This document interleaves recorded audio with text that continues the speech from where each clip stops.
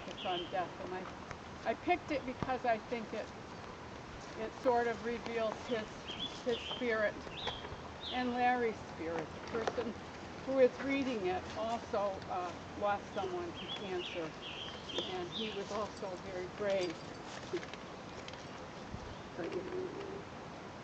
Nice and loud. This is Invictus by William Ernest Henley.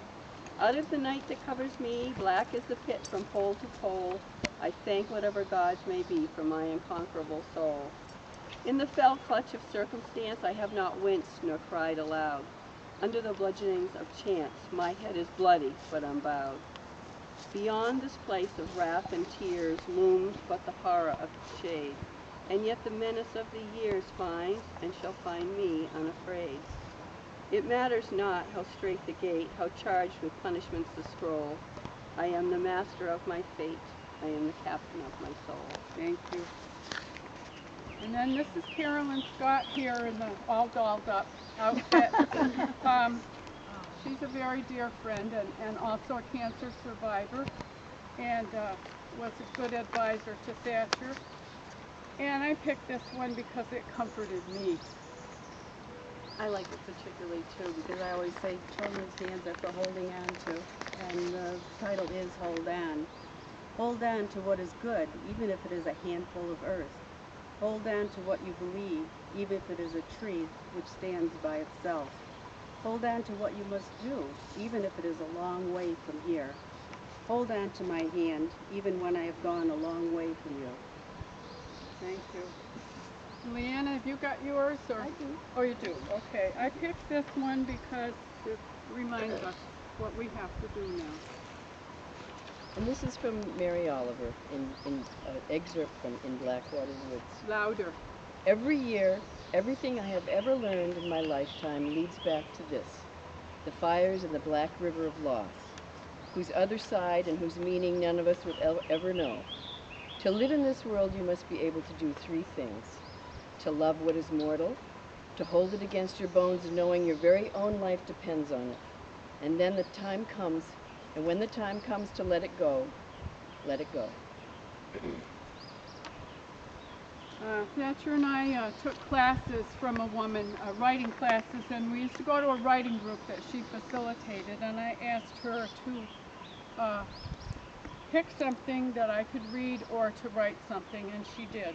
This is from an email she sent me on April 27th. I've thought about suggestions for reading at Thatcher's memorial. I looked through a few of my Stephen King books, but nothing jumped out at me. So this is what I'm thinking about Thatcher. Susan, you wrote that you weren't sure I realized what an influence I had on him. But I would turn that around to say that he and you probably wouldn't realize the influence he's had on me. This week I was reading Poets and Writers. That's a magazine that Thatcher sometimes purchased. And in it was a call for submissions for 1,000-word horror stories. Perfect for Thatcher, I thought, and I almost emailed him. In January, when I read Stephen King's new novel, 11/22/63, I thought, I wonder if Thatcher has read this yet. Every time I go to the Romartin Community Center, I think I still expect to see Thatcher there, early and with his notebooks already out. I am not able to put knowing him in the past tense. And because he is so powerfully attached to two things I love dearly, writing and teaching, it is some sort of small comfort that I never will have to. What have I got next? Bill. Hey, as you all know, Thatcher loved literature. Literature was his life.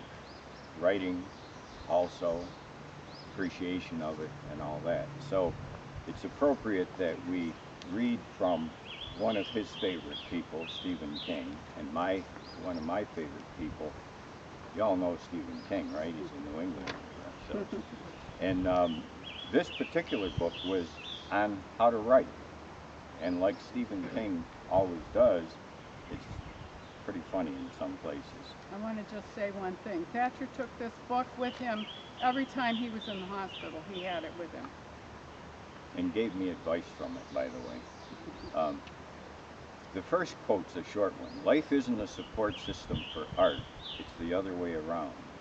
When I think of that in terms of Thatcher, it was certainly a support system for him because that was his life. Here's another short one. Books are a uniquely portable magic. Magic that you can take with you.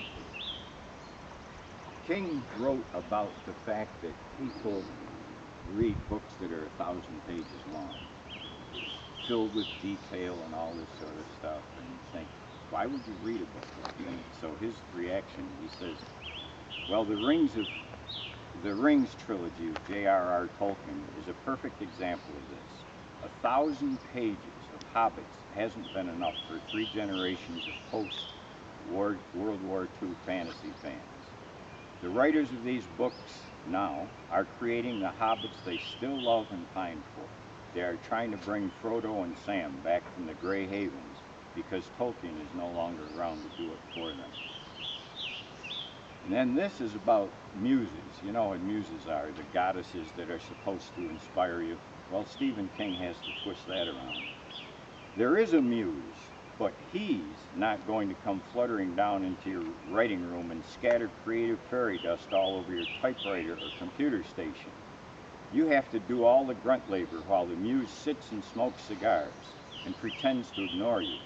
It's right that you should do all the work and burn all the midnight oil, because the guy with the cigar and the little wings has got a bag of magic. There's stuff in there that can change your life. That was kind of, sounds like Thatcher. You know, he wouldn't say something gently. He'd say, you can't do it like that, you got to do it like this. And that's, if you want to be a writer, you must do 2 things above all others. Read a lot and write a lot. Thatcher did both and told me that I didn't do enough of it. And here's what Stephen King says about whether he writes for the money. The answer is no. Don't now and never did. I've written because it fulfilled me. I did it for the buzz. I did it for the pure joy of the thing. And if you can do it for joy, you can do it forever, which he does. Writing is not life, but I think that sometimes it can be a way back to life. And last, writing is magic, as much the water of life as any other creative art.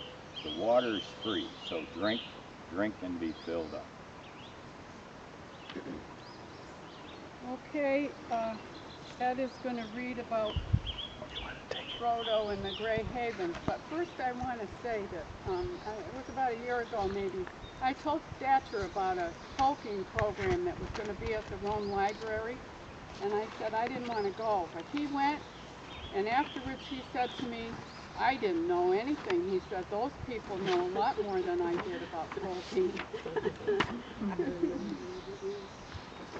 Well, that reminds me, though, of when Thatcher was in elementary school. They must have read The Hobbit or one of those. And